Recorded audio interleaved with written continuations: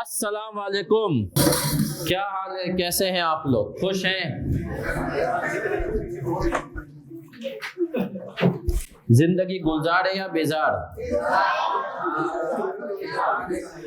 गुलजार है इंशाल्लाह। FAR1 का रिजल्ट भी अच्छा आ रहा है।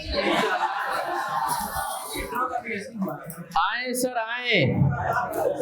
आए इब्तिदा करते हैं और क्विकली IAS 21 जो अब तक हैंड आउट कितने को नहीं मिला है, पहुंच रहेगा अब तक जो हमने IAS 21 पढ़ा है उसको हम एक दफा क्विकली रिवाइज करेंगे, फिर बढ़ेंगे आगे। क्या पढ़ा है हमने IAS 21 में अब तक? सर हमने कहा जहां जहां फॉरेन करेंसी ट्रांजैक्शंस की बात आएगी हमारी निगाहें किसकी तरफ जाएंगी? IAS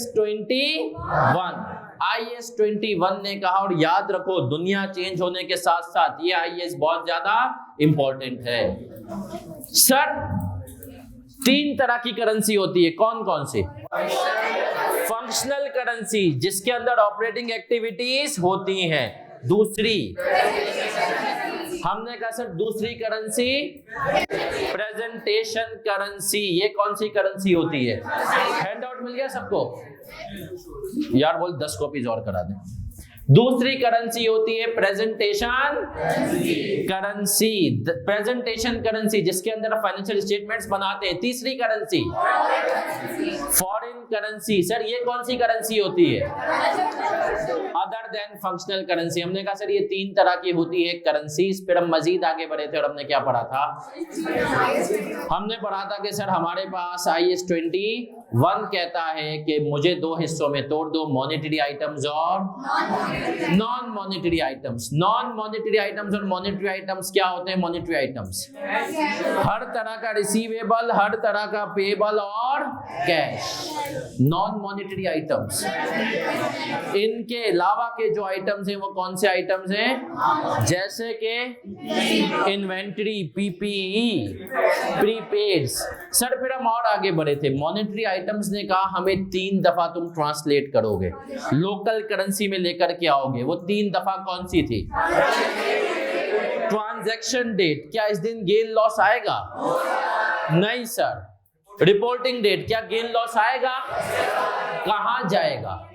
PNL। और सेटलमेंट डेट, गेन लॉस आएगा और कहां जाएगा? PNL में। सर फिर हम मजीद आगे बढ़े और हमने मजीद आगे बढ़ते हुए क्या पढ़ा था नौजवानों? हमने पढ़ा था कि सर क्या ऐसा हो सकता है कि सवाल में ट्रांजैक्शन डेट ही हो? Yes sir. जिस दिन हमने माल खरीदा उसी दिन पेमेंट भी कर दी। सर क्या ऐसा हो सकता है ट्रांजैक्शन डेट और सेटलमेंट डेट हो, रिपोर्टिंग डेट ना हो? हाँ सर ऐसा भी हो सकता है। फिर मैंने बताया था सर जब भी सवाल करेंगे अपने आप से एक सवाल पूछेंगे, वो क्या है? हमारी करेंसी स्ट्रांग है या? अगर हमारी करेंसी स्ट्रांग है तो हमारी करेंसी के अंदर अमाउंट कम होगा, और अगर हमारी करेंसी वीक है तो हमारी करेंसी के अंदर अमाउंट ज्यादा होगा। क्या हम इस कॉन्सेप्ट पे क्लियर हैं कि अगर मेरी करेंसी स्ट्रांग तो अमाउंट कम, और अगर मेरी करेंसी वीक तो अमाउंट ज्यादा, है ना सर? इसमें अब आए और आज मजीद सवालात करेंगे, मजीद सवालात करेंगे। किस तरीके से IKEF ने क्या क्या शरारतें की हैं, किस किस के पास अभी तक आंखों के सामने हैंड आउट नहीं है। अगर आपके पास हैंड आउट नहीं मिल रहा है, जब तक देखें पड़ोसी के पास जाएं और पड़ोसी जो है वो हैंड आउट शेयर करें। आगे वाले हजरात पीछे वाले हजरात को अगर एक एक हैंड आउट दे देंगे तो यकीन माने पेपर में आपको फरिश्तों की मदद मिलेगी। तो सर पेपर में आपको नहीं पता फरिश्तों ने मदद की है ना, अभी रिजल्ट में पता चलेगा आपको।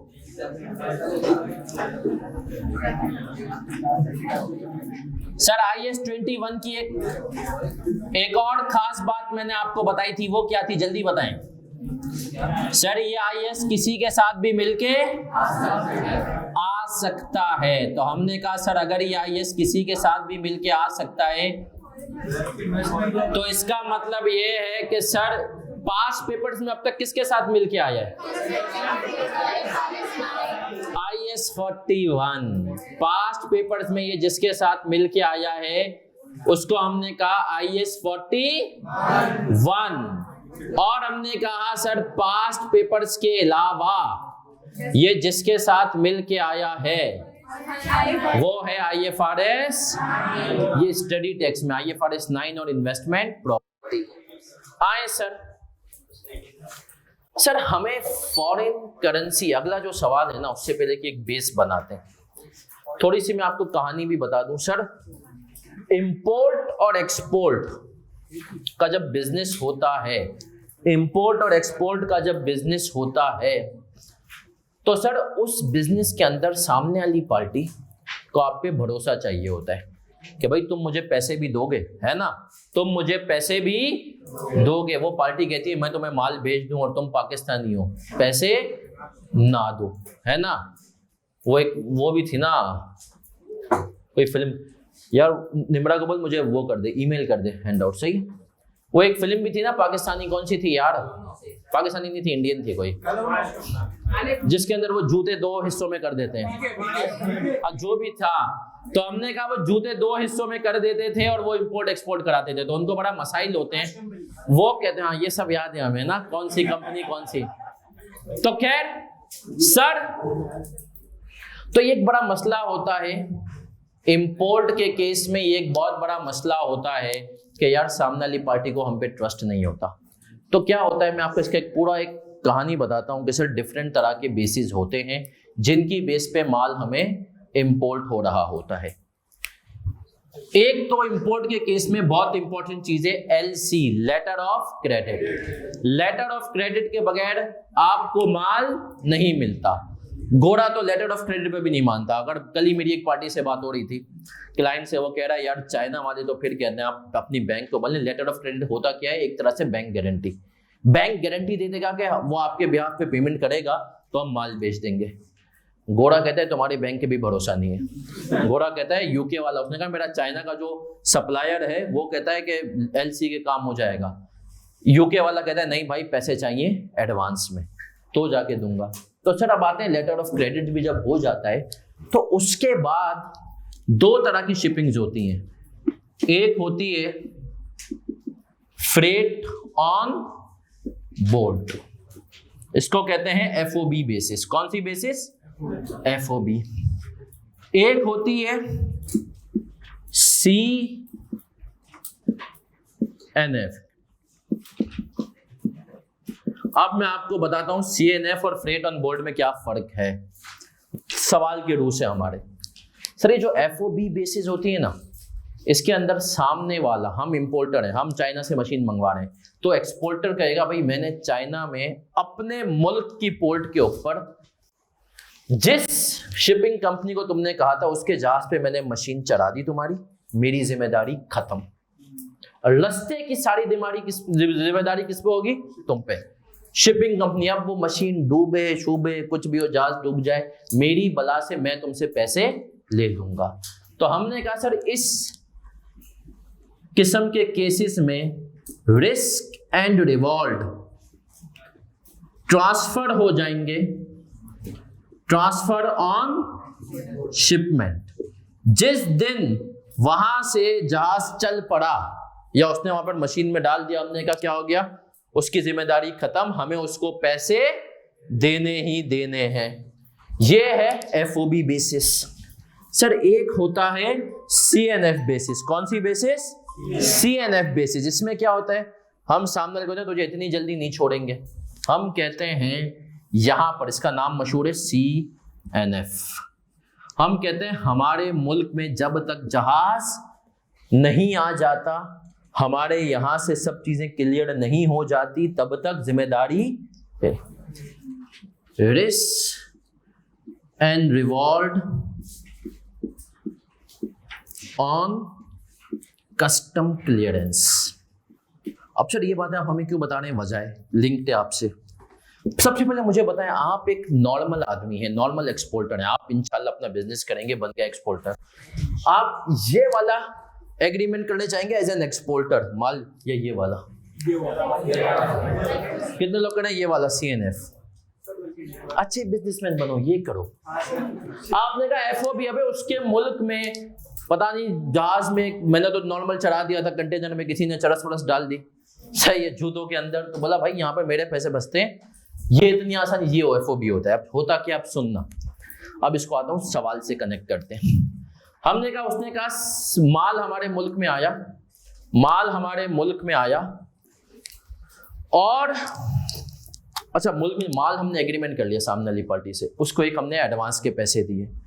दूसरा, सपोज फॉर एग्जांपल दे रहा हूं, $1,00,000 का तुमने एक मशीन मंगवाई $1,00,000 की, सामने वाली पार्टी ने कहा 10% तुम मुझे क्या दोगे, ये आपने दे दिया है ना। उसने कहा शिपमेंट के टाइम पे तुम मुझे दोगे कितने, 50%। कितने दोगे, ये दोगे शिपमेंट के टाइम पे, बचे कितने, 40%। कितने बचे? अब मेरा एक मासूमाना सवाल है तुमसे, मासूमाना, सर बाकी 40% आपने कह दिया 2 महीने बाद, 2 मंथ्स। सर FOB बेसिस है, अगर फ्रेट ऑन बोर्ड बेसिस है, तो तुम PP कब रिकॉर्ड करोगे? इन तीनों में से किस टाइम पे? शिपमेंट के टाइम पे। ऐसा ही है, अगर तुम शिपमेंट के टाइम पे PP रिकॉर्ड करोगे, तो सर क्या उस दिन तुम इस 40% का पेबल रिकॉर्ड करोगे? शिपमेंट के ऑनलाइन वाले बच्चों, अगर शिपमेंट के टाइम पे तुम PP रिकॉर्ड करोगे तो इस 40% का पेबल रिकॉर्ड करोगे?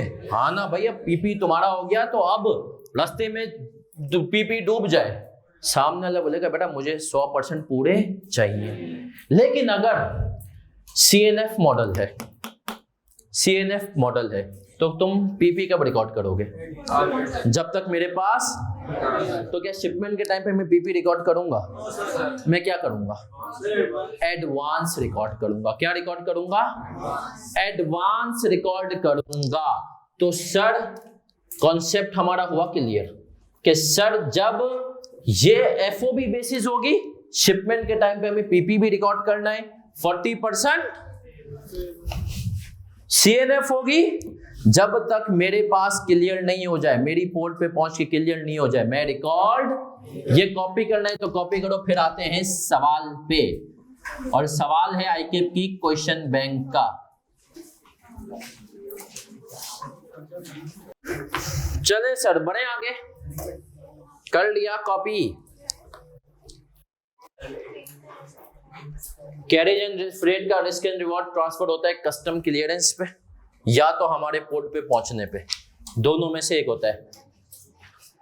जिसने एक्सपोर्ट किया है तो मैंने इंपोर्ट किया, आपने सपोज करें चाइना से एक्सपोर्ट किया, मैंने इंपोर्ट किया है, तो मैं आपको कह रहा हूं कि आपको मैं पैसे देने का पाबंद,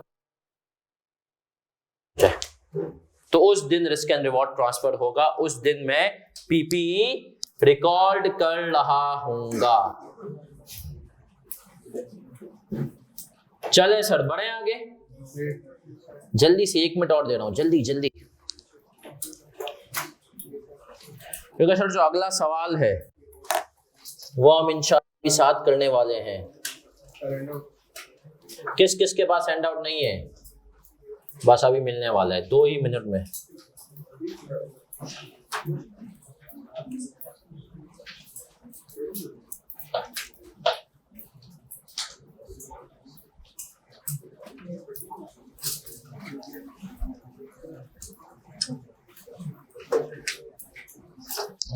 बस मैं हैंड आउट यहाँ पे खोल लूं।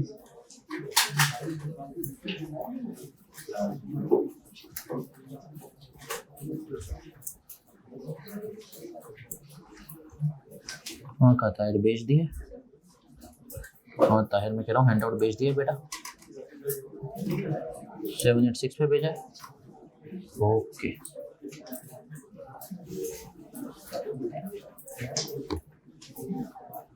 आ जा भाई आ जा। चले सर, जिनके पास, बाकी आप लोगों के पास ऑनलाइन वाले बच्चों ग्रुप में, तो एक दफा फिर से मैं रिपीट कर दूं, कि सर जो बच्चे रिकॉर्डिंग लेंगे, और बहुत सारे बच्चे रिकॉर्डिंग ले रहे हैं, वो अगर ग्रुप्स में ऐड नहीं है, बहुत सारे बच्चे तो सर वो मुझे मैसेज करके वो ग्रुप में एक तो ऐड हो सकते हैं, आपको लिंक दे दिया जाएगा। और जो रिकॉर्डिंग वाले बच्चे हैं उनको हैंड आउट्स जो है वो रिकॉर्डिंग से देखने पड़ेंगे। चलें सर आ जाएं।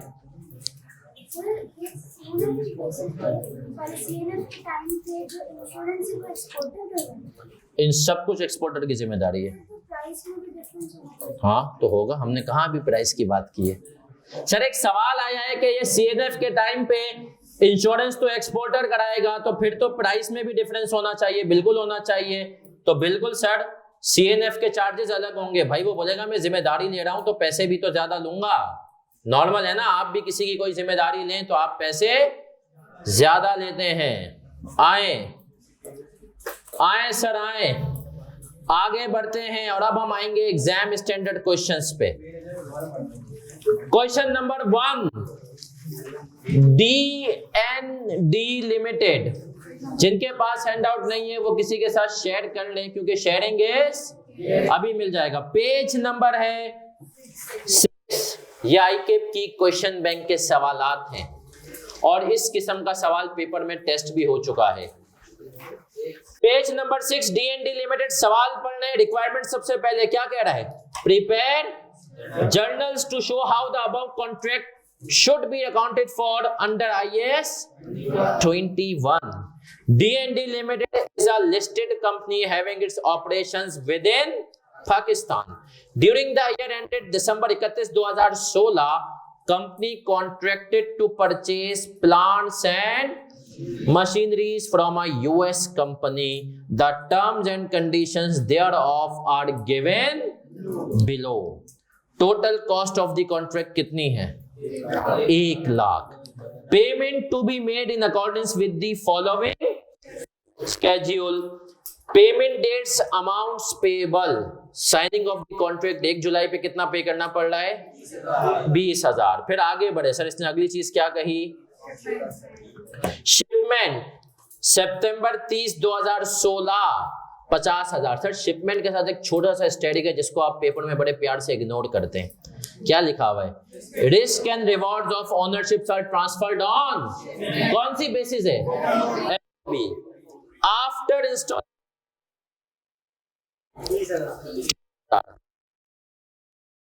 accordance with the schedule and the company made all the payments on time.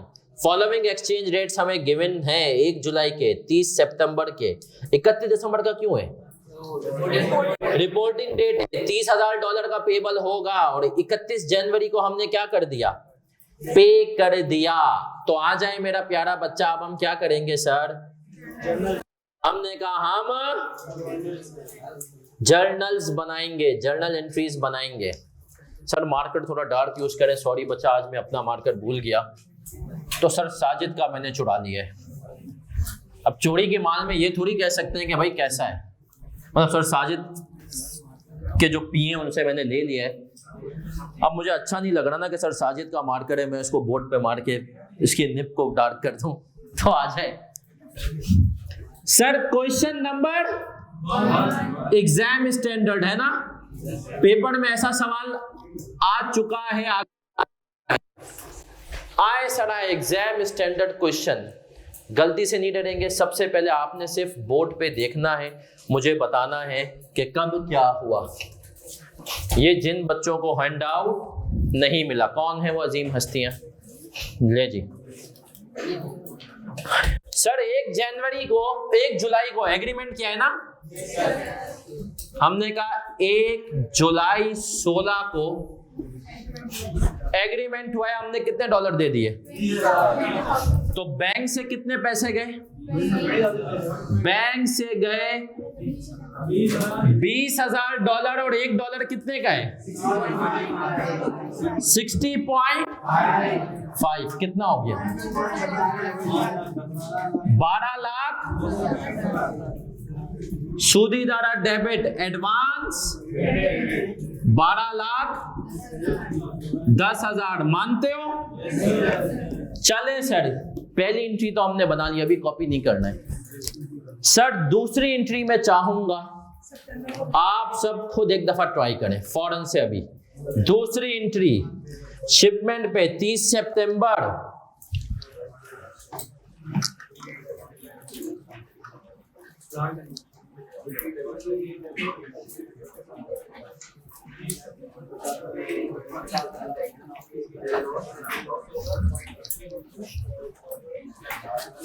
तीस सितंबर को खुद ट्राई करें सब। यार पानी पर गलती से नहीं डरना है सर, ना पहली गलती और ना ही से पहले सोचे आपने कितनी की और उसके बाद भी इंशाल्लाह कितनी। ऑनलाइन आप हमारे साथ जुड़े हुए हैं,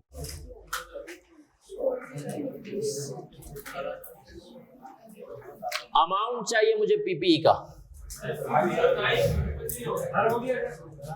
60,9 और 40।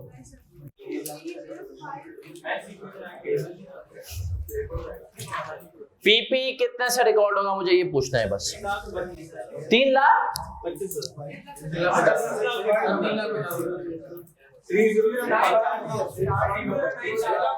अब एकदम डबल, एक 3 पे एक 6 पे है। 6,40,000, 6,90,000, 6 लाख या 6 मिलियन गरीबों, सही है सर। मिलियंस में सीए के बच्चे हो, गलती नहीं। आए सर इधर देख लें, शिपमेंट पे पैसे कितने दे रहा हूं मैं? 50,000। तो मैंने कहा भैया बैंक को तो क्रेडिट मारो कितने से? $50,000 इस दिन रेट कितना था? 61।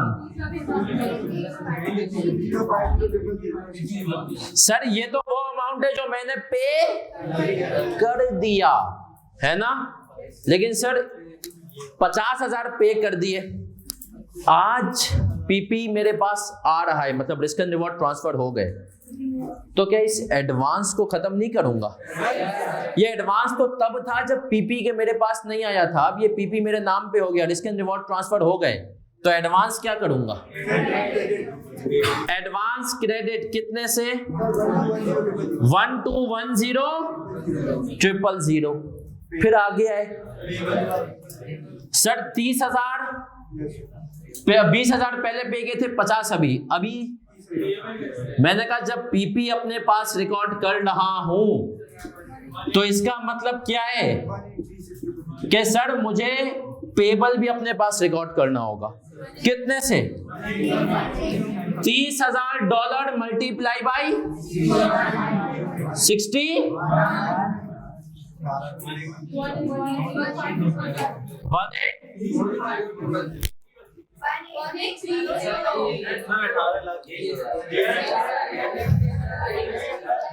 टोटल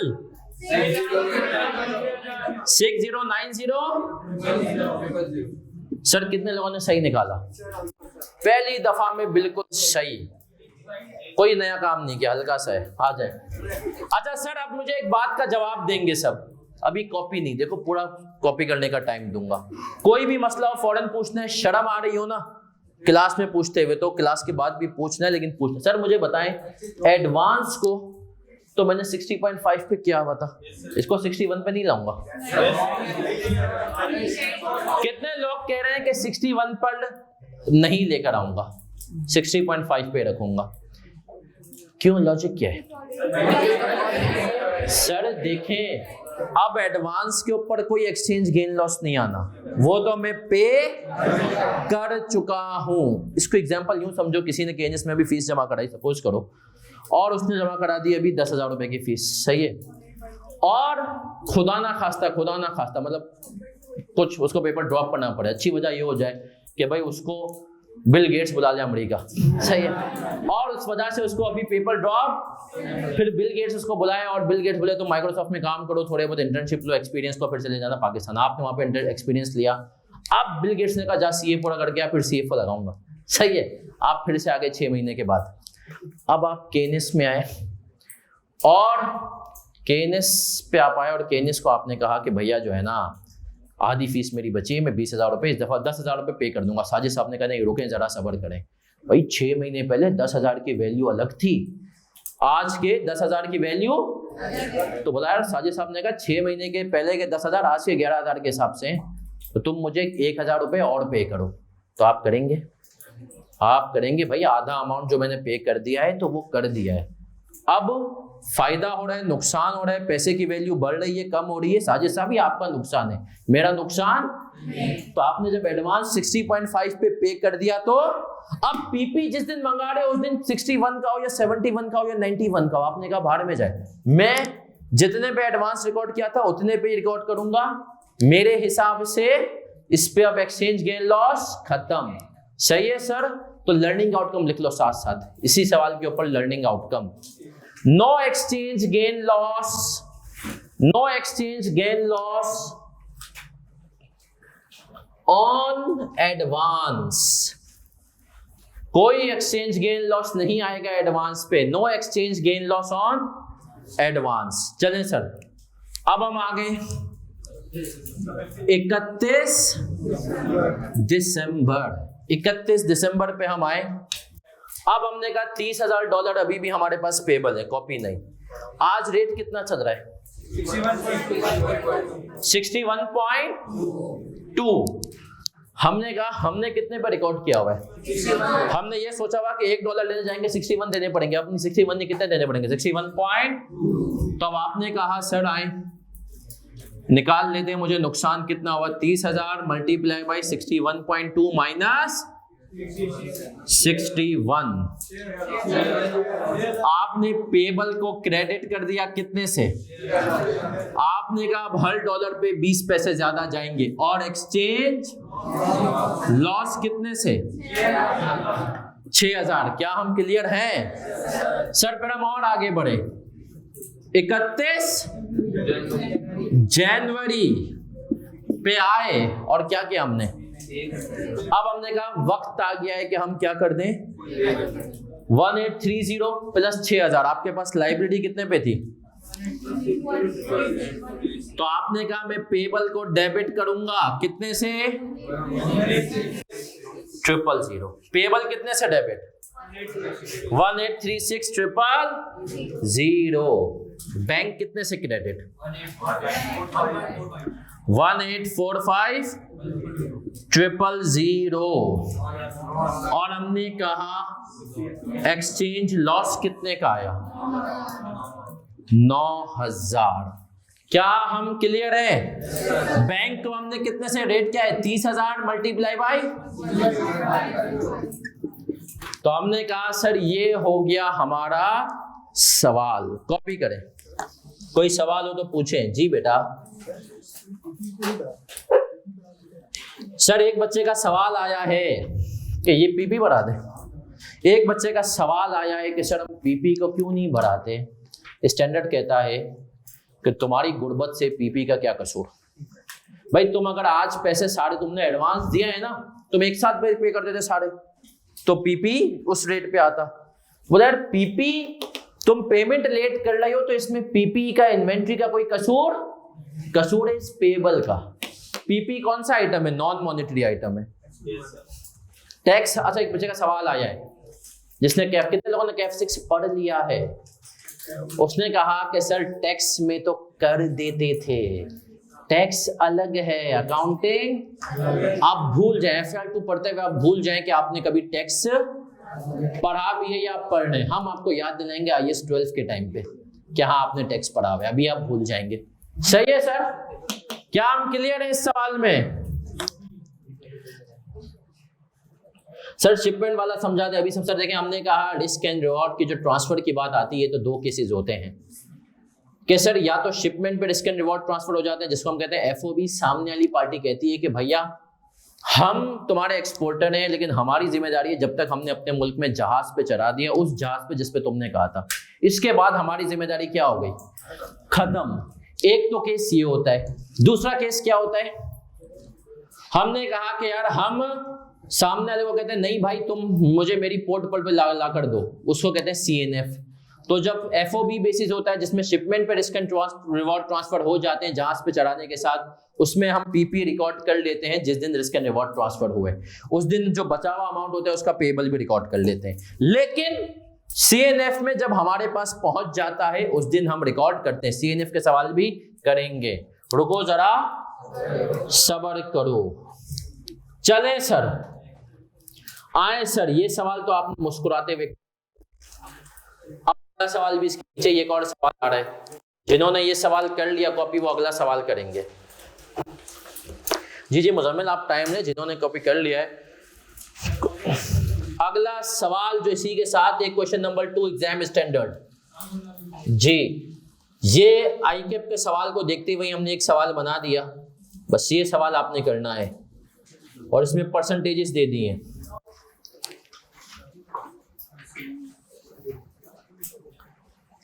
रिकॉर्डिंग वाले बच्चों आपको बेटा हैंडआउट्स पे जाना पड़ेगा।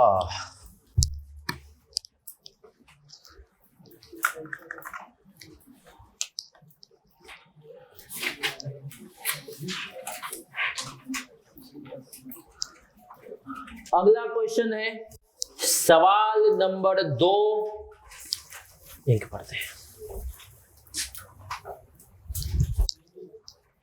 सेम ये बस प्रैक्टिस के लिए आपकी।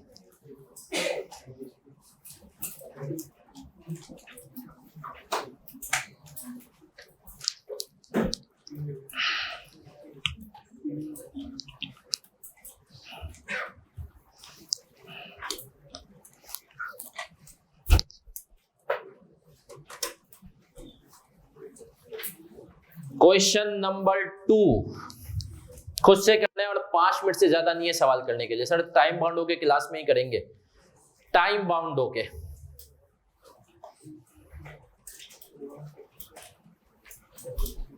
गलती से डरे बगैर मेरा बच्चा।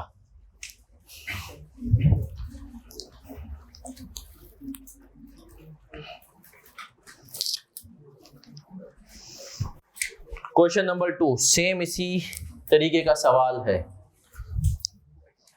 भाई दूसरा सवाल भी बच्चे ने कर लिया। कौन है ये आदमी?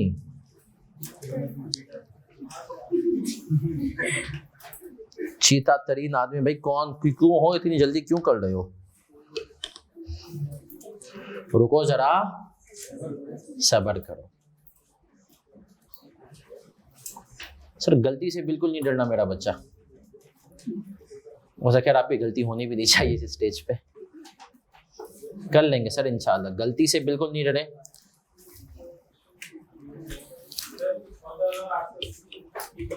पीपी 14,000 पक्की बात है?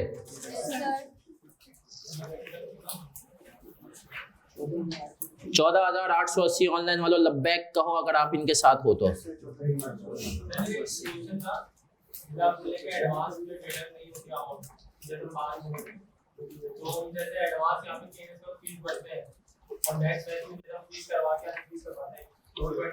वो एक्सचेंज गेन लॉस है ना पागल, वो एक्सचेंज गेन लॉस नहीं आता है, ये तो केनेस की पॉलिसी है। साजिद कपाड़िया साहब के ऑफिस के बाहर जाके एहतजाज कर, आजकल तो वैसे भी कॉन्सेप्ट है ना। चले सर, वो एक्सचेंज गेन लॉस नहीं है ना, वो तो पॉलिसी है। चले जी 14 और एक्सचेंज गेन लॉस आ गया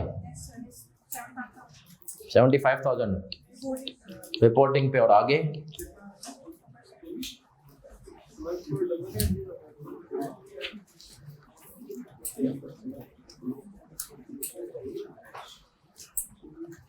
आज इंशाल्लाह हम नमाज का असर का ब्रेक भी लेंगे।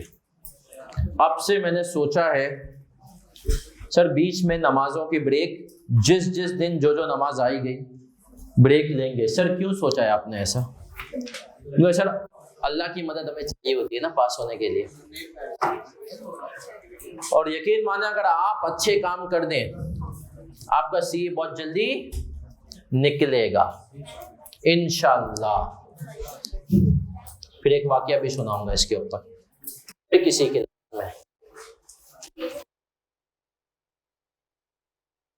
डस्टेड या ओनली डस्टेड।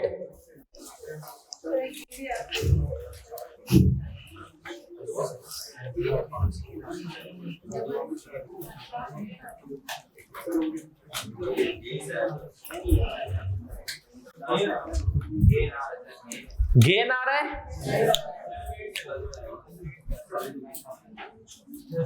चले सर इस सवाल में टोटल पैसे कितने देने थे, आए पढ़ते हैं। आप सबने कर दिया है, फिर भी मैं अपने फर्ज की खातिर एक दफा पढ़ूंगा।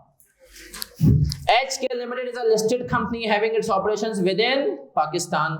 During the साल ended 31 December 16, company contracted to purchase plants and machinery from a US company. Terms and conditions are given below. Total cost of contract कितनी है? 1.5 lakh. Payment to be made in accordance with the following. Schedule कितनी है? On signing of the contract 20%, on shipment 55%, after test run 25%. यहाँ पर सिर्फ percentage इसमें तोड़ दिया गया है। Risk and reward transferred on shipment. फिर कह रहे हैं the contract went through in accordance with the schedule and the company made all payments on timeline. The following exchange rates are available. Prepare journal entries.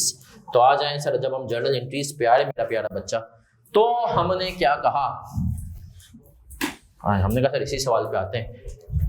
1.5 lakh into 20%, $30,000 ना, multiply by 100 कितना हो गया? 3 million. चलें sir, ये तो आ गया advance. फिर आगे बढ़े। फिर हमने कहा कि अगली चीज क्या है? हमने कहा सर हम पीपी को रिकॉर्ड करेंगे, और किस दिन? 15 अक्टूबर 16। सर एडवांस सबसे पहले क्रेडिट कितने से? 3 मिलियन, ऐसा ही है। पीपी कितने से? अभी आएंगे, पहले बैंक पे बता दो भाई। हम 55% पेमेंट कर रहे थे, कब? 15 अक्टूबर। उस दिन रेट कितना था? कितना हुआ? 8167,500। इसी दिन बाकी 25% को भी बुक करना है। कितना हुआ? इंटू 99। तो हमने कहा सर टोटल कितना हुआ? 14। क्या हम क्लियर है? आए मेरा बच्चा आए, मजीद आगे बढ़े।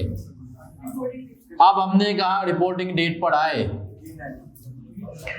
रिपोर्टिंग डेट पर क्या रेट चल रहा है? 90। हमने कितने के हिसाब से सोचा हुआ है? 99। मैंने एक बात सिखाई थी, इंपोर्टर वफादार, एक्सपोर्टर गद्दार। मुल्क के फायदे में किसका फायदा है? इंपोर्टर का।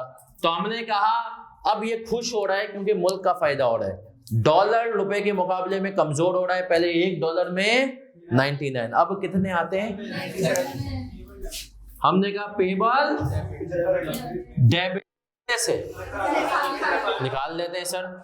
देने थे हमें 1.5 लाख का 25%, जो कि कितने डॉलर बने? और हमने कहा $1 की मद में पहले हमने सोचा था हमें 790, अब कितना फायदा हो गया? पेबल और एक्सचेंज गेन कितने से? 75,000। चले सर, अब हमने कहा लाइबिलिटी पे आते हैं।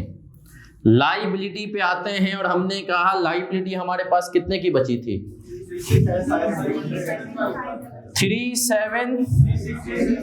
अबे रुक जाओ, 12500 माइनस 75 36 37 ऐसा। सूदी इदारे से कितने पैसे गए? $37,500 मल्टीप्लाई बाई कितना? 000। 37,500 का क्या आ गया? लॉस। आसान है क्या? बढ़े आगे, बढ़ जाऊं पक्का। सबने किसी ने कॉपी करना है? कितने लोगों ने कर लिया फर्स्ट गो में? आपने कहा सर इसमें तो कुछ है ही नहीं। आए अब सर देखें ना, डिफरेंट पकोड़े बनाएंगे। अब तक जो हमने सवाल किए ना, पिछली क्लास में भी अभी, या तो परचेज हो रहा था या तो सेल्स। एक सवाल में सेल्स हुए, बाकी सब में परचेज का हमने ब्रेकअप भी देख लिया है ना। सर अगर एक ही सवाल में विकेट के दोनों तरफ खेलना पड़े, परचेज भी हो और सेल भी हो, तो ये हमारा दिमाग क्या घूमता है। और अगर उस सवाल में रुपीस को हटा दिया जाए, उस सवाल में कहा जाए कि रुपीस नहीं है, रुपीस की जगह कोई दूसरी दो करेंसीज आ जाएं, तो क्या होगा, आए देखते हैं। सबने अगर कॉपी कर लिया, जिन्होंने कॉपी नहीं किया वो कॉपी करेंगे, आराम से करने, कोई मसला नहीं है सर। ये हम नहीं मिटाएंगे क्योंकि अगला सवाल भी क्लास में आपको सिखाने, पेपर में परफॉर्म। मैं बार बार रिपीट कर रहा हूं मेरा बच्चा, तुम लोगों के पास टाइम कम है। तुम अभी मैंने बैच 1 की क्लास ली है, नए बच्चों की, जो बिल्कुल कैफ के न्यू स्टूडेंट्स है, जो अभी एफसी से आए, उनके पास फिर 12 महीने का टाइम है ज्यादा। लेकिन तुम लोगों के पास नंबर ऑफ पेपर्स इनटू 6, और जिसके पास 4 या उससे कम पेपर हैं उसके पास तो 24 महीने हैं, 2 पेपर हैं तो भी 24 महीने, वरना आपके पास एक पेपर के लिए 6 महीने के हिसाब से हैं।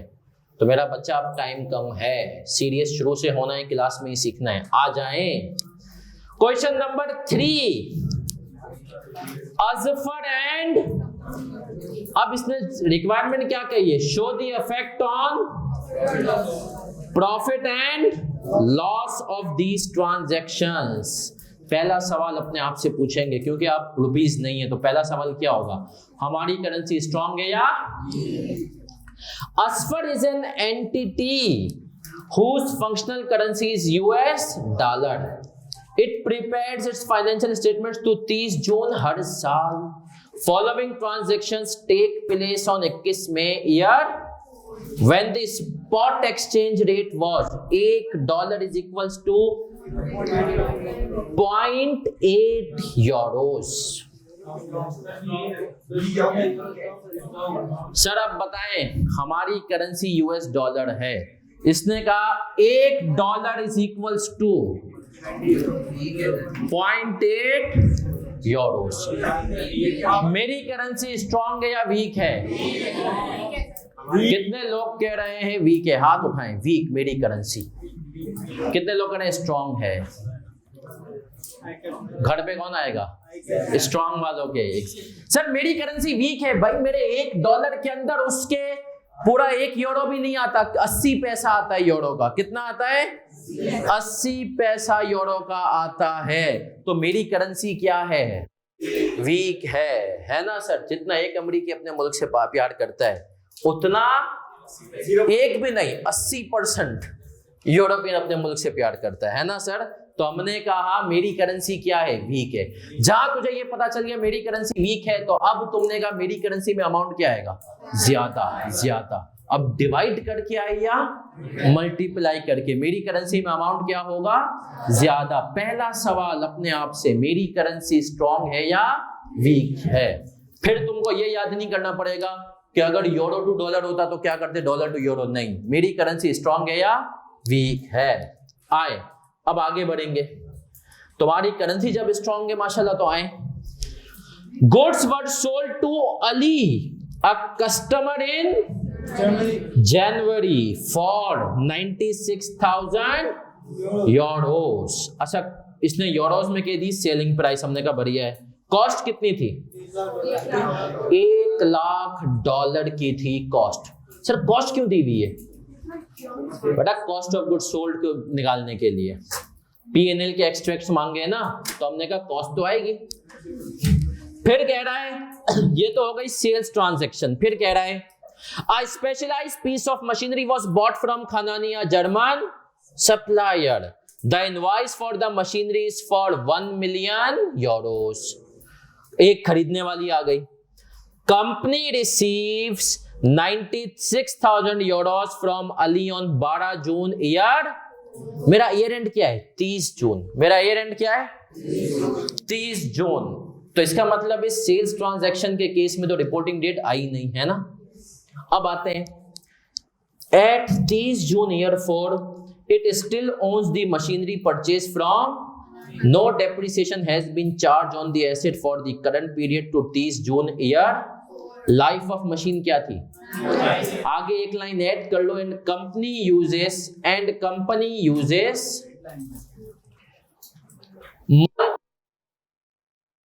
डेप्रिसिएशन. कंपनी यूजेस कौन सी policy? Monthly policy for depreciation. Liability for the machine is settled on 31 July year 4. इसका मतलब है अफेक्टिवली 30 जून ईयर 5 वाले साल में ना. रेलेवेंट एक्सचेंज रेट्स भी आपको गिवन है. अब सर देखिएगा इसके सबके सवालों को करने का तरीका. बच्चा कहाँ बेवकूफी करता है. सर देखिए क्लास में बार बार सीखना है पेपर में कैसे परफॉर्म करना है. एक सेल्स ट्रांजैक्शन, एक परचेस ट्रांजैक्शन ना.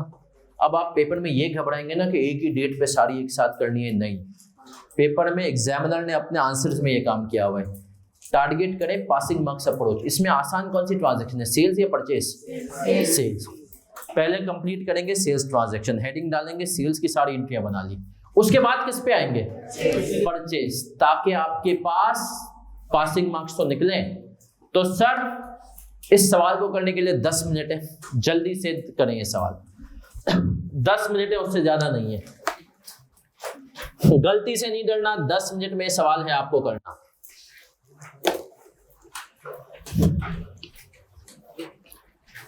पहले सेल्स को टारगेट करोगे, फिर परचेस को. और कह दिया गया है कि मंथली पॉलिसी है. मंथली पॉलिसी का मतलब क्या है? मंथ ऑफ परचेस में फुल डेप्रिसिएशन और मंथ ऑफ डिस्पोजल में नो डेप्रिसिएशन.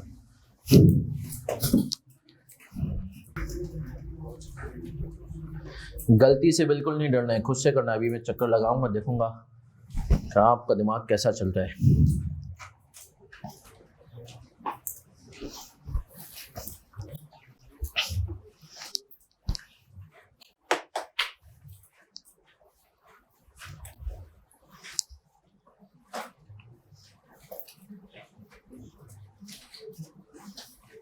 बेटा एंट्रीज बना के करें तो गलती के चांस कम होंगे.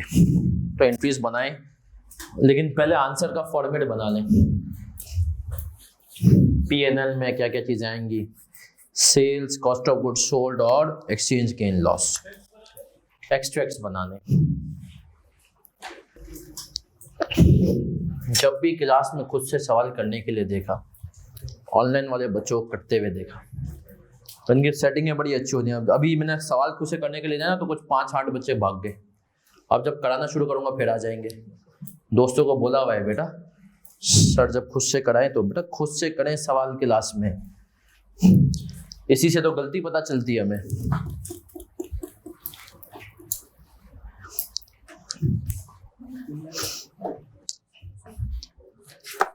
का फॉर्मेट बना लिया कि जनरल एंट्रीज को बना के ना इधर पोस्ट कर दो इसी तरीके से. किधर है तो ये दोस्त?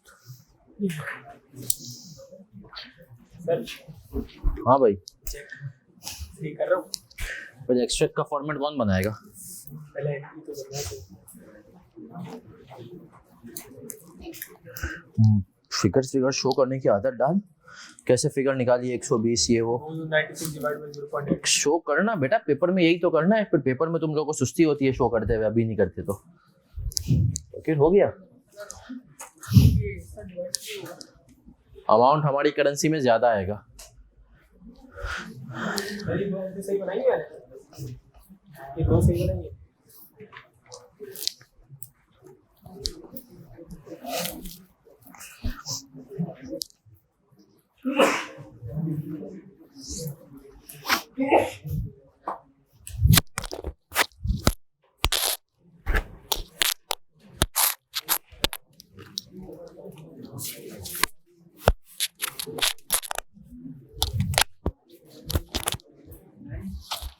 सर खुद से करें, दोस्त से नहीं पूछें. ये पड़ोसी तो आपको गुमराह करता है.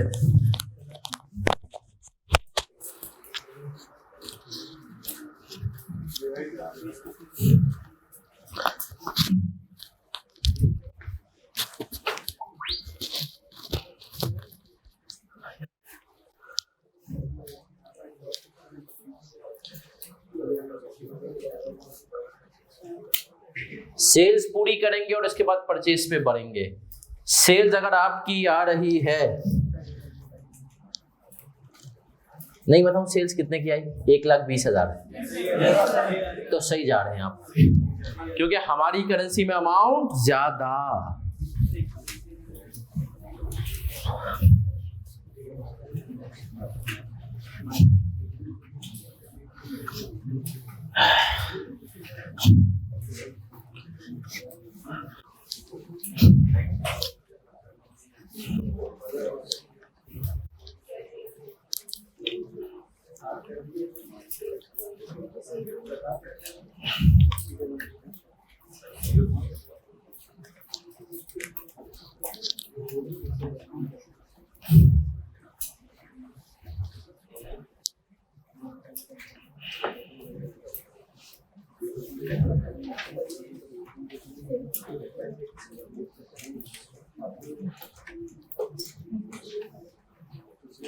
जी बेटा मुबश्शिर, आपके सवाल का जवाब है यस।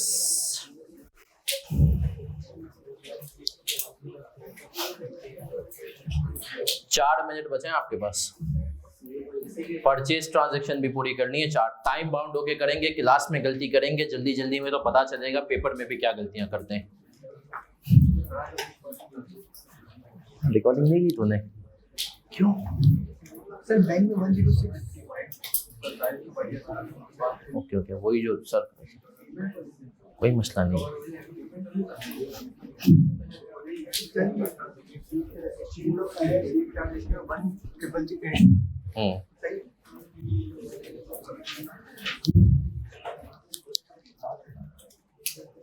हाय हाय, आवाम तो एकदम चीती हो गई है।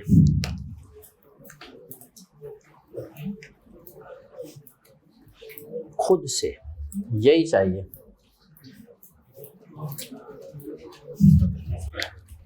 बेटा जो डेट ऑफ परचेज पे हमने रिकॉर्ड किया उसी पे।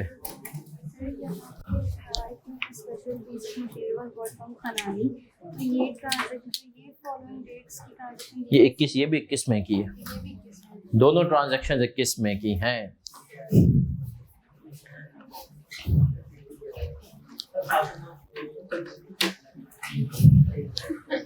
बेटा कुछ बॉलर्स के ओवर्स में 15 रन भी लेने होते हैं, तो कुछ अच्छे बॉलर्स अगर आ जाएं जैसे मिचेल स्टार्क, शाहीन शाह अफरीदी,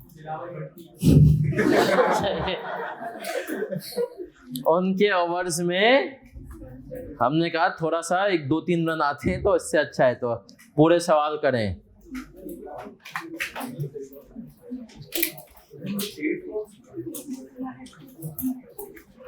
दो मिनट्स रहते हैं, केवल 2 मिनट। जल्दी जल्दी जल्दी।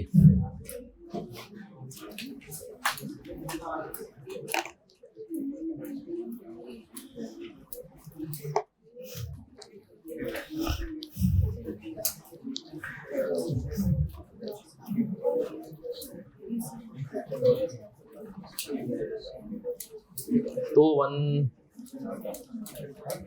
अभी करेंगे, पता चलेगा सब सालों का लॉस, किस साल का कितना लॉस आया।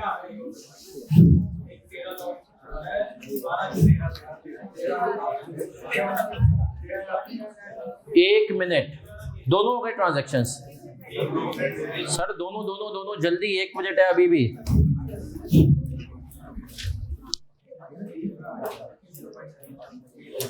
नहीं बेटा 5:15 बजे जमाते हैं, 5:15 बजे देंगे ना हम आपको ब्रेक। अभी ये घड़ी आगे बेटा 5 मिनट, यहाँ पे मुझे नजर आ रहा है 5:04। मेरा मोबाइल भी 5:04 कह रहा है। ओहो मुजम्मिल बेटा हम मेजॉरिटी पे चलेंगे ना, अभी है देख आसपास होगी घर के पास 5:15 बजे।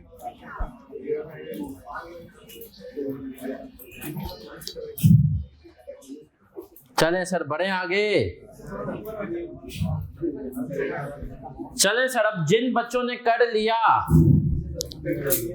अच्छा किया, जिन्होंने नहीं किया उनके पास अभी 2-3 मिनट है। हम एक कहानी ना, देखिए मैं हमेशा एक बात कहता हूं, किसी भी दीन से हो, दीन को साथ लेकर चलो, इंशाल्लाह तुम्हारे कामों में आसानी होगी, और जो चीज तुम्हें चाहिए वो तुम्हें मेहनत नहीं करना।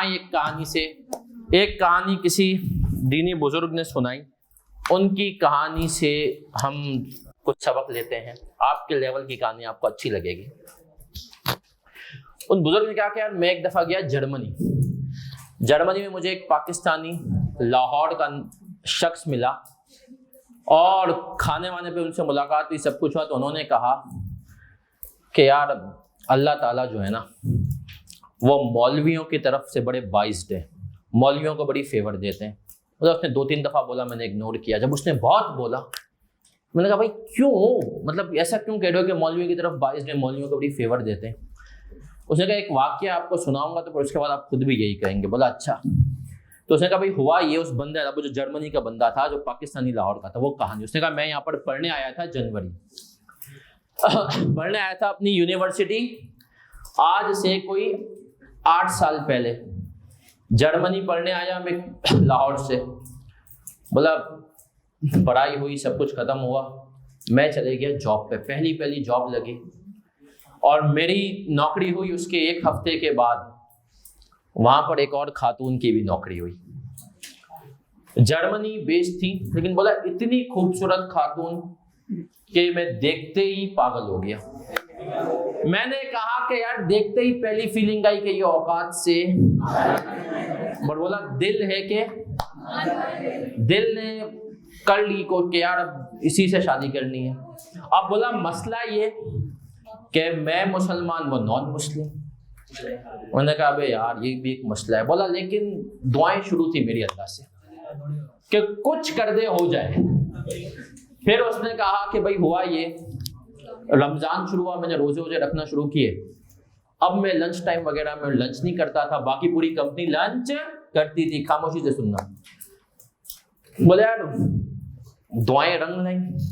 उस लड़की ने ये फील किया कि यार हमारा ये ऑफिस का ये बंदा लंच नहीं कर रहा आजकल।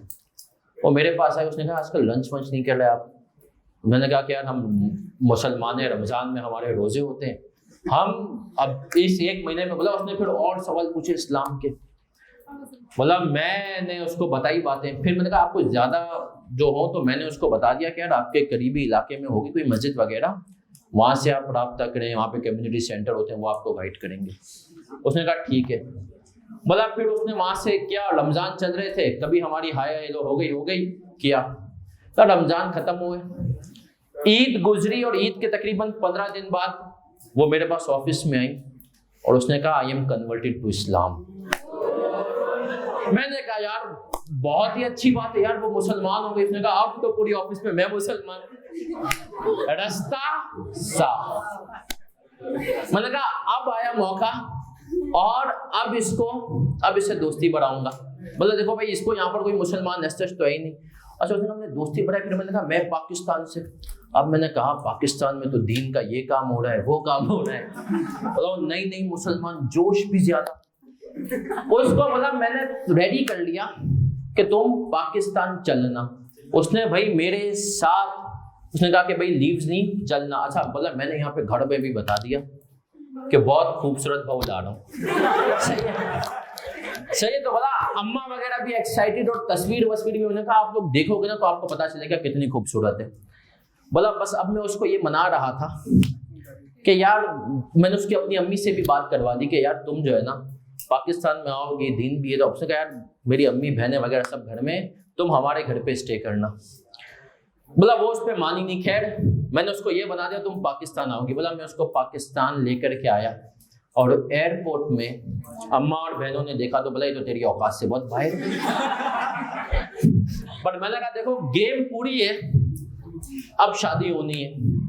उसने कहा मैंने अम्मा को कहा देखो ये 20 दिन के लिए आई है, अब आपने इसको रेडी करना है। सही है कि ये अब आपका काम है कि मुझसे शादी करे।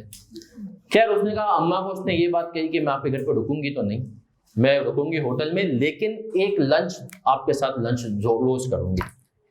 ठीक है। बोला अब यार अम्मा ने जो वही बात हुई 4-5 दिन हुए, अम्मा ने मुझे बोला बेटा देख बुरा नहीं मानना, तेरे साथ ये लग नहीं रहे रेडी। बट अम्मा ने कहा देख तेरा भाई है, अभी है अम्मा ने कहा अब ये है इतनी अच्छी कि ये मतलब मुझे तेरी बदल ना बदले, मुझे अपनी बहू बनानी है। अब बोला अम्मा ने मेरी तरफ से छोड़ के भाई के लिए, भाई थोड़ा सा मुझसे ज्यादा तो नहीं, थोड़ा बहुत ही था, बोला हम वैसे इतने दीनी नहीं थे, थोड़ा बहुत। अम्मा ने वहां पर कोशिश की, बोला वहां पर भी नहीं मान रहे। बोला यार 18वां दिन 18th डे, सुनना, इसने कहा 18th डे को मेरे चाचा का बेटा घर में आया, वो मुफ्ती। बोला वो मुफ्ती घर पे आया, उसने जो है अब्बू से किसी काम के लिए घर पे आया, उसने वो लंच का टाइम था, उसने देख लिया, वो गया, उसने मेरी अम्मी से पूछा ये कौन है। अम्मा ने कहा कि ये बेटा ये वो, तो बोला अच्छा ये वो। अब उसने अम्मा से पूछा कि यार मुझे इनसे बात करनी है, कुछ चीजें पूछनी। उसने बात की और अगले दिन उस लड़की ने उस मौलवी को प्रपोज कर दिया। अब मौलवी भी मौलवी, उसने बोला मैं जर्मनी नहीं जाऊंगा। खैर उसने पूछा तो उसने कहा यार, फिर मेरे चाचा ने, मेरे अब्बा ने उसको समझाया कि देख जब वो लड़की इस्लाम से मुतासिर होकर तो उससे शादी कर ली है, तो जर्मनी में जाके भी दीन की मेहनत करना। तो 19वें दिन उसको समझाया, 20वां दिन उसका आखिरी दिन था, वो उसको लेकर वो अगले दिन 20वें दिन इस्लामाबाद गई है। उसने जो है इसके कुछ निकाह विकाह किया, डॉक्यूमेंटेशन की, वो 21वें दिन चली गई। 3 महीने बाद मौलवी भी पहुंच गया। उसने कहा पूरी गेम मैंने बनाई और एंड में लेकर कौन चला गया? मौलवी। तो उसने कहा यार ये अल्लाह मौलवियों को बहुत ज्यादा फेवर करता है।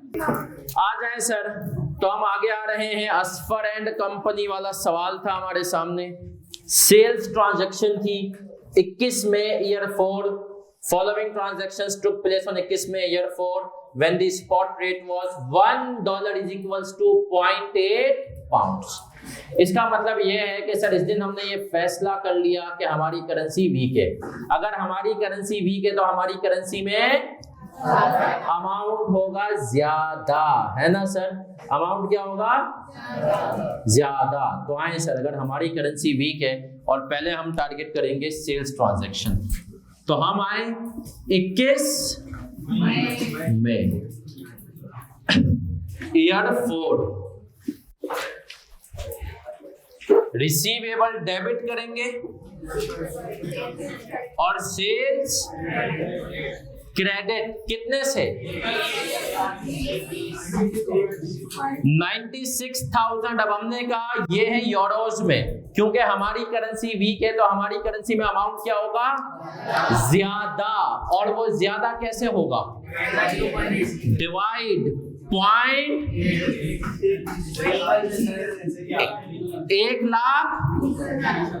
1,20,000। हमने कहा सर इसको REC कर देंगे। ओहो thank you. Receivable show smart Mustafa, आ जाए। हमने कहा रिसीवेबल डेबिट सेल्स क्रेडिट, आसान था है ना सर ये? फिर हमने कहा 12 जून को क्या हुआ? पैसे मिल गए? हमने कहा सर पैसे मिले। हाँ sir, cost of goods sold की एंट्री कौन बनाएगा? Cost of goods sold debit, inventory कितने से? 1,00,000। सर पासिंग मार्क्स अप्रोच का तकाजा है, जो चीजें होती जाए उनको इनकॉर्पोरेट करें। 1,20,000 कॉस्ट कितनी आ गई? 1,00,000। 20,000 का क्या आ गया? Gross profit. चलें सर, फिर हम आए, हमने कहा सर 12 जून को क्या हुआ? पेमेंट आई। सूदी इदारे में कितने पैसे आए? हमने कहा मिले तो 96,000 डी, लेकिन अब रेट क्या हो गया? 0.9। अब सर जब रेट हो गया 0.9 तो पैसे कितने आए? ऐसा हमने कहा बैंक डेबिट हुआ इतने से, रिसीवेबल 1 लाख और एक्सचेंज लॉस हस्बे जायका 3। हमने कहा सर ये आ गया एक्सचेंज, उसको थोड़ा सा इधर कर देते हैं ना, एक्सचेंज लॉस 13,000। सर इसका मतलब ये है कि ये ट्रांजैक्शन तो खत्म हो गई, पासिंग मार्क्स अप्रोच का तकाजा था कि इस ट्रांजैक्शन को पहले कर लो। तो हमने कहा कि सर अभी मैं ये फिगर यहां पर लिख नहीं रहा क्योंकि दूसरी ट्रांजैक्शन बाकी है, उसका भी ईयर 4 का एक्सचेंज गेन लॉस आएगा। असल रिक्वायरमेंट ये, साथ साथ में रिक्वायरमेंट का कॉलम बनाओ।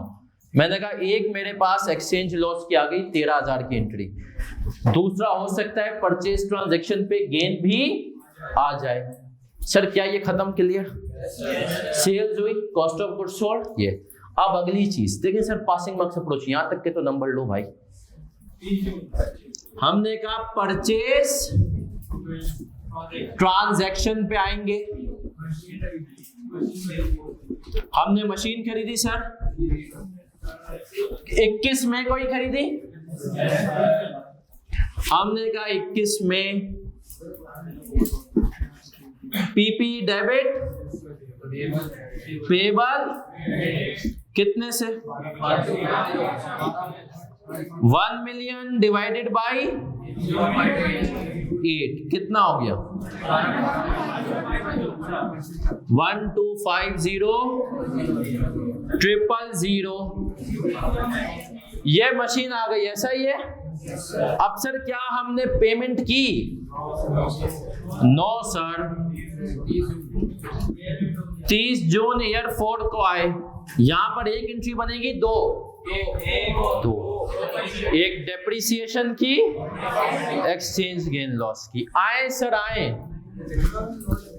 हमने कहा पहले डेप्रिसिएशन की बना लेते और एक्यूमुलेटेड या अलाउंस कितने से भैया 1250,000 डिवाइडेड बाई। सर ये तो आ गई 1 साल की, क्या 1 साल की करेंगे? 2 महीने में और रुकने आएगा, कितना हुआ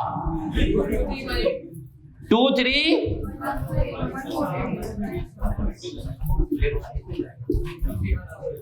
सर क्या डेप्रिसिएशन एक्सपेंस आ गया? एक्सट्रैक्ट्स में डाल देते हैं डेप्रिसिएशन एक्सपेंस 23,148 एक्सपेंस है तो नेगेटिव। सर फिर दूसरी एंट्री 1 मिलियन यूरोज हमें देने हैं ना। अब हमने कहा हमने कितने के हिसाब से रुका हुआ है 1250, अब रेट कितना हो गया है? हमने कहा 1250,000 divided by 0.9 minus 1 million divided by 0.9 minus 120। फायदा है नुकसान? नुकसान हो रहा है सर। ये कितना आ रहा है 111। अच्छा 0.7 है ये। ओहो 0.7 फायदा हो रहा है नुकसान? नुकसान, इसका आंसर बताओ कितना आ रहा है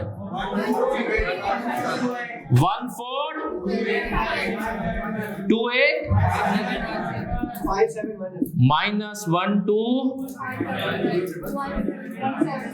पहले हमने सोचा था कि हमें $1.25 मिलियन पे करने पड़ेंगे, अब कितने लग रहा है 30 जून के हिसाब से? तो हमने कहा नुकसान हो गया, एक्सचेंज लॉस डेबिट पेबल कितने से?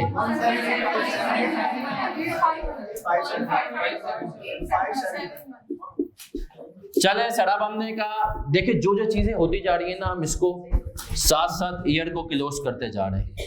17857 ये भी एक्सचेंज लॉस, ये भी एक्सचेंज लॉस, टोटल कितना हो गया बताओ? लॉस है तो नेगेटिव में शो करेंगे ईयर 4। जल्दी बाबा।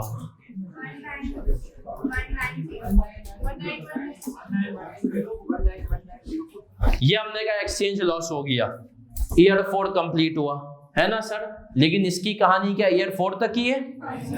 पेमेंट कब कर रहे हैं हम इसकी? 31 जुलाई। अब हमने कहा हमारी लाइबिलिटी कितने पे खड़ी हुई थी? 1428571। अब हमने कहा भैया पेबल को डेबिट कर दो, कितने से? 1428571। ऐसा ही है। सूदी इदारे से कितने पैसे गए? हमने कहा 1 मिलियन। इस दिन रेट कितना हो गया था? 0.8 12। तो अब एक्सचेंज गेन हो रहा है लॉस? Exchange gain 178,571। तो हमने कहा भैया एक्सचेंज गेन हो गया 178,571। क्या सवाल खत्म हो गया? हमने कहा ईयर 5 की डेप्रिसिएशन कौन चार्ज करेगा, है ना सर? स्ट्रेट लाइन मेथड है। ईयर 5 की डेप्रिसिएशन 30 जून ईयर 5। ये एंट्री बनाऊंगा, डेप्रिसिएशन एक्सपेंस डेबिट और एक्यूमुलेटेड डेप्रिसिएशन क्रेडिट। ये तो आसान है सर। 1250000। भाई पीपी तो इतने पे रिकॉर्डेड था ना, डिवाइडेड बाय 9 कितना हुआ? 138889 कर दें। अच्छा माफ करो 1 रुपया। 13 3 दफा 8 और 1 दफा 9।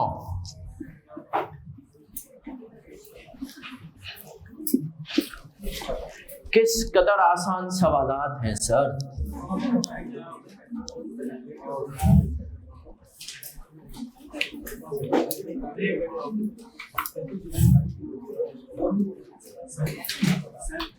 जी बेटा।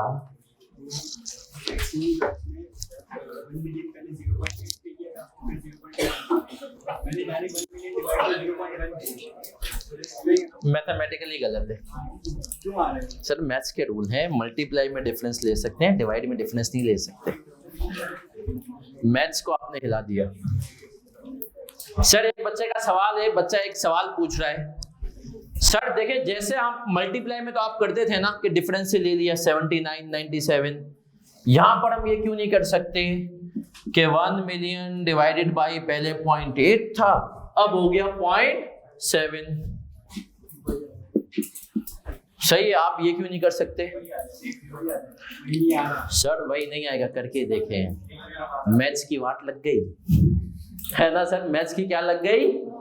मैथ्स कहता है मल्टीप्लिकेशन में तो आप डिफरेंस ले सकते हैं, डिवीजन में डिफरेंस नहीं ले सकते सर।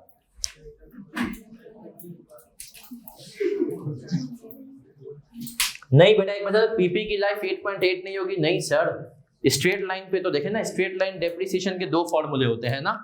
एक होता है cost divided by useful life, दूसरा होता है carrying amount divided by remaining life. तो जो ऑनलाइन वाला बच्चा पूछ रहा है कि सर 8.8 नहीं हो सकती, 2 महीने गुजर गए हैं, तो बेटा फिर उसके लिए आपको कैरिंग अमाउंट लेनी पड़ेगी।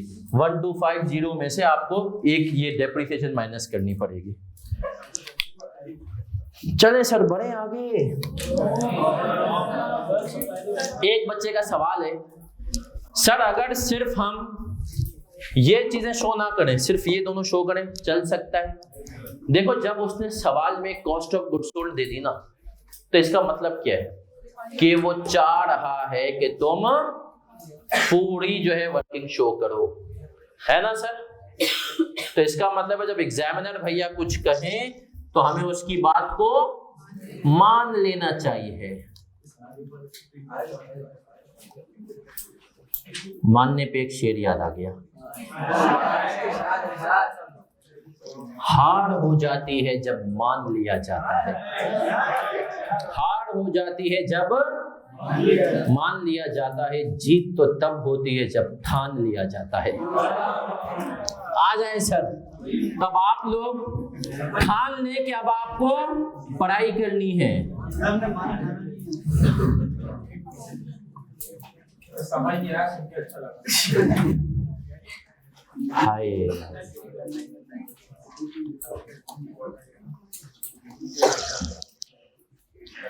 चले मेरे बच्चा, बढ़े आगे। कॉपी कर रहे हो? नहीं किया था?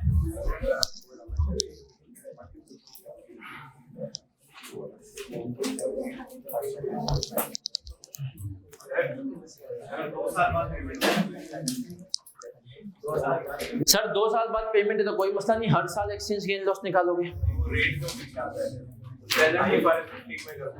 क्या प्रेजेंट वैल्यू निकालेंगे? हाँ सर, वो अपनी जगह होगी प्रेजेंट वैल्यू, लेकिन प्रेजेंट वैल्यू तो एसिड की कॉस्ट में वगैरह में चली गई।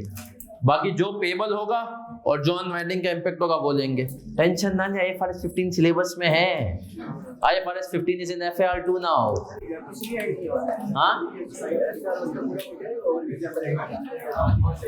सर, IFRS 15 की अपेरेंटली तो वही है जो FAR1 की थी, लेकिन ICAP अभी जब स्टडी टेक्स्ट निकालेगा प्रॉपर आप लोगों को देगा क्लियर। ICAP ने अभी हमसे जो स्टडी टेक्स्ट शेयर की है उसमें कहा है कि सर अभी फाइनल, और ICAP ने अपनी एक डेडलाइन मिस कर दी है।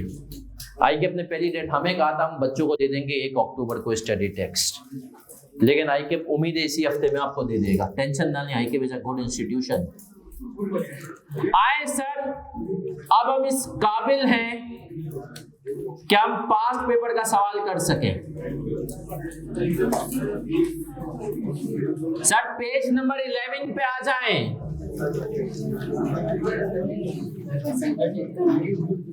पेज नंबर 11, इसके बाद में आऊंगा, होमवर्क मिलेगा, टेंशन ना लें। अभी आएंगे पेज नंबर 11, क्वेश्चन नंबर सितंबर 2019। सितंबर 2019, page number 11, question number 1। Recording वाले बच्चों खास तौर पे आप हजरात को नोट्स खोलने पड़ेंगे। पेज नंबर 11, ऑनलाइन वालों को तो नजर आ रहा है स्क्रीन पे। रिक्वायर्ड क्या कह रहा है? 8 नंबर का सवाल है, कह रहा है prepare journal entries in CL's books to record the about transaction for the साल एंडेड 30 जून 19।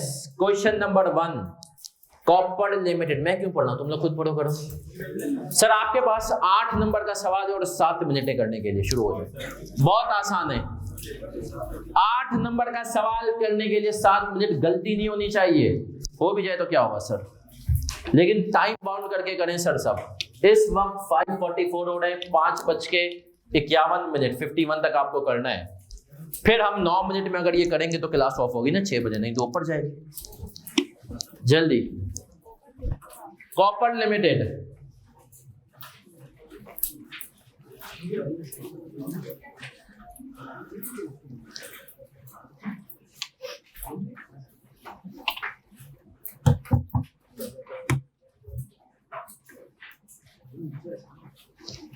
दो हिस्सों में सवाल को तोड़ लेंगे, परचेज और सेल्स, और जो आसान लगे पहले उसको करना है।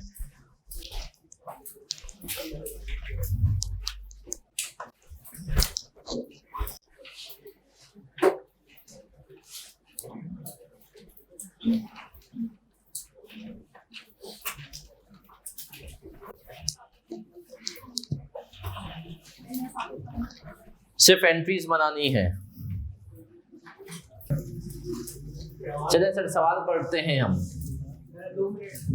1 मिनट है बस। 51 हो गए 51। चलिए जब तक हम सवाल करते हैं तब तक आप करते जाएं।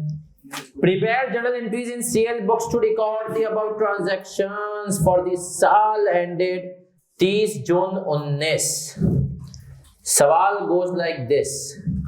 Copper Limited entered into a following transactions during the साल ended 30 June 19। On 1 October 18, CL imported a machine from China for $2.5 lakh.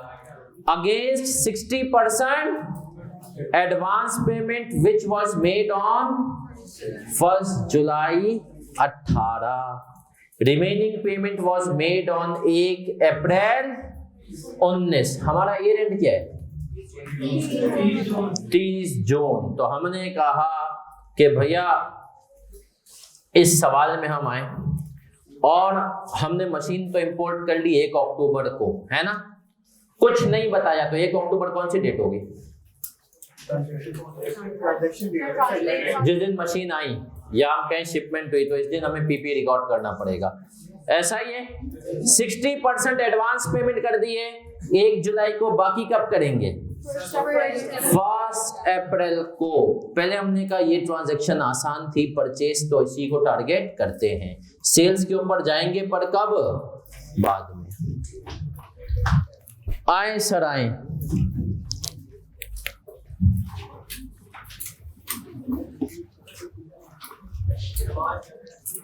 हमने कहा परचेस ट्रांजैक्शन, एग्जामिनर ने भी जो अपना आंसर दिया है ना सर, उसमें इसने दोनों को साथ नहीं किया, अलग अलग किया है। परचेस ट्रांजैक्शन 1 जुलाई 2018, एडवांस डेबिट, सूदीदारा क्रेडिट, कितने से? $2.5 लाख मल्टीप्लाई बाय 60%, ये बन गए $1.5 लाख, मल्टीप्लाई बाय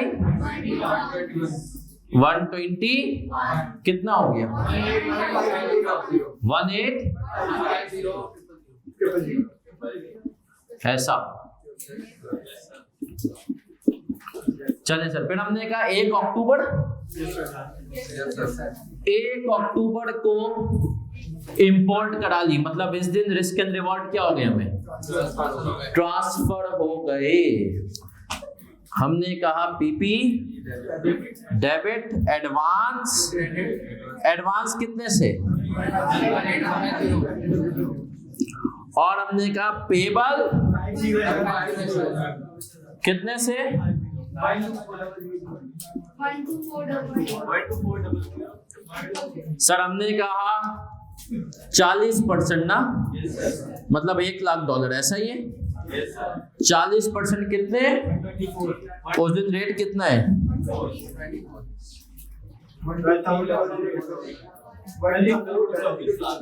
12।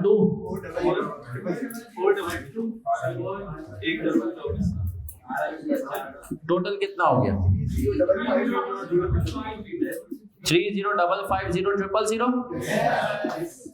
हमने कहा सर ये हो गया इसकी रिकॉर्डिंग, लेकिन क्या इसकी पेमेंट हमने 1 अक्टूबर को नहीं की, तो कब की है? 1 अप्रैल 2019। पेबल को क्या करेंगे? डेबिट करेंगे, कितने से? 124000000। बैंक को क्रेडिट कितने से? हमने कहा 2.5 लाख इंटू 40%, क्योंकि 2.5 लाख थे, लेकिन 40% multiply by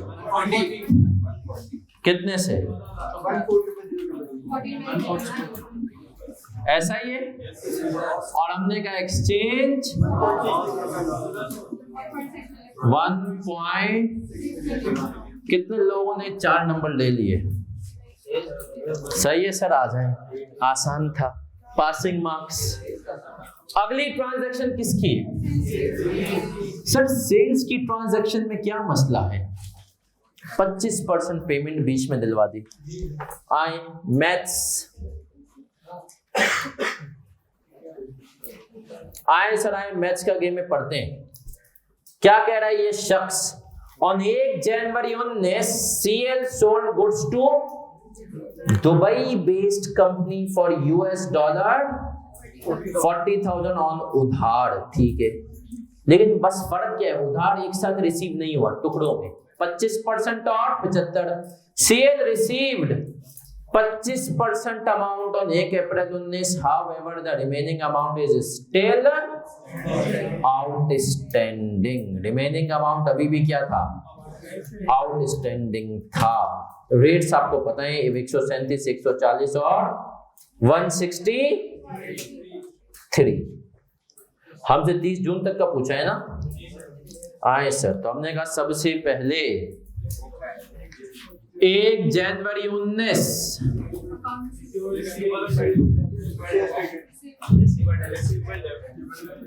receivable debit sales credit $40,000 multiply by 137 54 ऐसा ही है।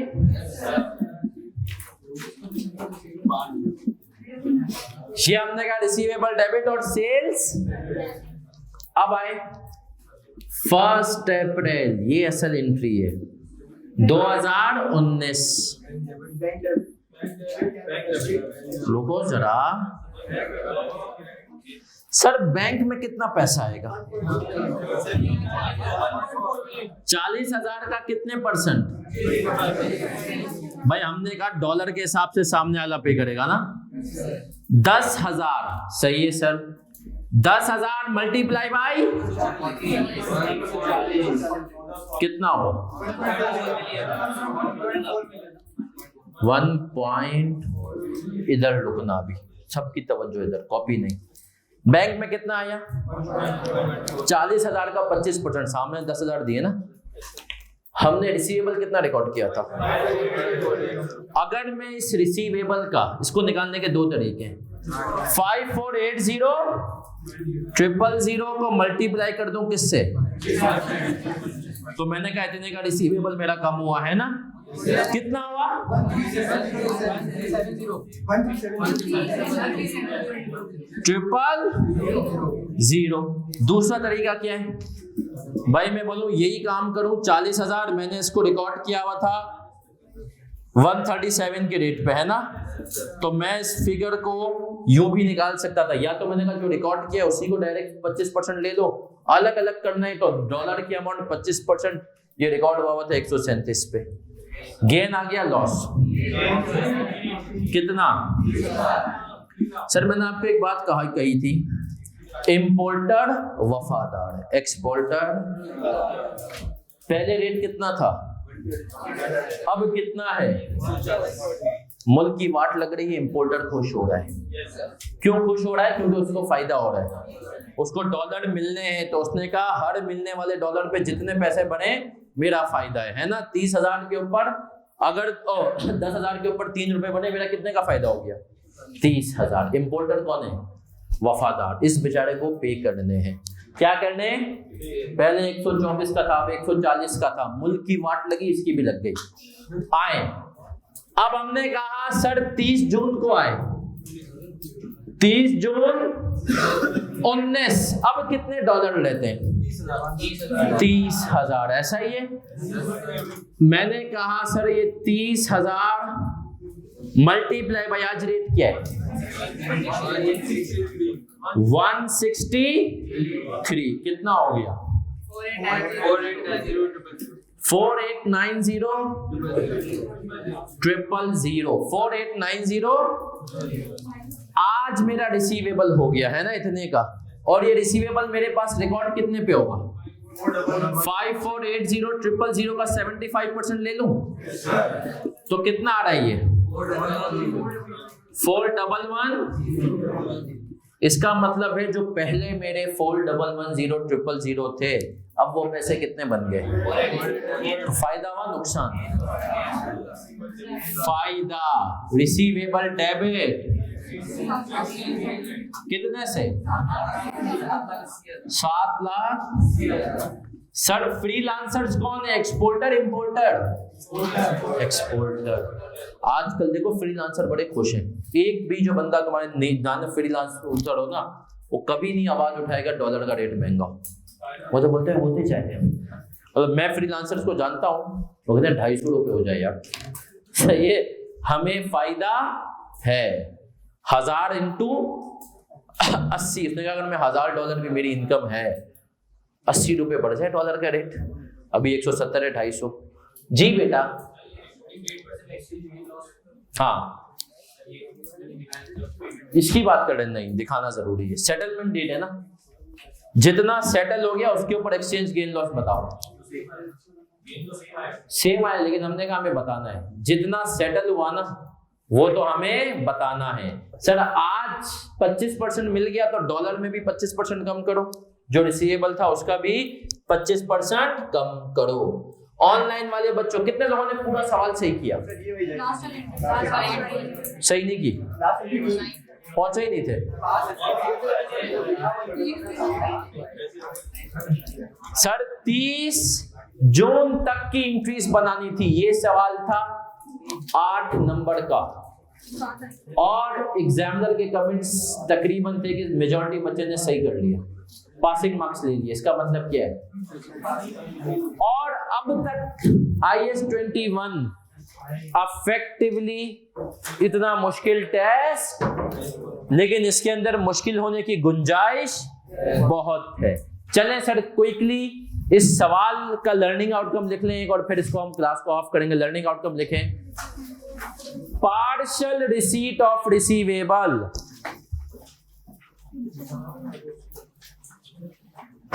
Partial receipt of receivable. Sir एक बच्चा कह रहा है कि 25 एक नहीं था, परचेज की रिपोर्टिंग डेट 30 जून है, बट परचेज के केस में रिपोर्टिंग डेट तक सवाल ही नहीं आई। चलें सर क्विकली समराइज करते हैं क्लास को, सही है, और फिर आगे बढ़ेंगे। सर आगे हम लोग छुट्टी करेंगे। हमारा टाइम टेबल फिक्स है, ट्यूसडे, वेडनेसडे, थर्सडे, फ्राइडे और सैटरडे। ट्यूसडे, थर्सडे, फ्राइडे को दोपहर की क्लास, सैटरडे को सुबह की क्लास। सर आज की क्लास में हमने क्या पढ़ा? आज की क्लास में हमने पढ़ा अगर एडवांस पेमेंट होती है और तो उसके ऊपर कोई एक्सचेंज गेन लॉस नहीं आता। दो तरह के मॉडल होते हैं, FOB और CNF। FOB freight on board, shipment के टाइम पे रिस्क एंड रिवॉर्ड ट्रांसफर हो जाता है, आपको PP रिकॉर्ड कर लेना है। CNF में शिपमेंट के टाइम पे नहीं होता। सर फिर आगे बढ़े, और आगे बढ़ते हुए हमने सवालात देखे डिफरेंट, और फिर हमने ये भी देखा कि सर हमारे पास एक ही सवाल में दो currencies, sales transaction, purchase transaction भी हो सकती है, किस तरीके से अकाउंट फॉर करेंगे। और आखिरी सवाल में देखा कि अगर पार्शियल रिसीट हो जाए और पार्शियल पेंडिंग हो तो उसको किस तरीके से ट्रीट करना है। एक्सट्रैक्ट्स भी हमने देख लिया आज की क्लास में। बुध को मिलते हैं इंशाल्लाह और बढ़ेंगे आगे। बुध को मिलते हैं 3:30 बजे। किसी का कोई सवाल है ऑनलाइन वाले बच्चों तो पूछ सकता है, बाकी जा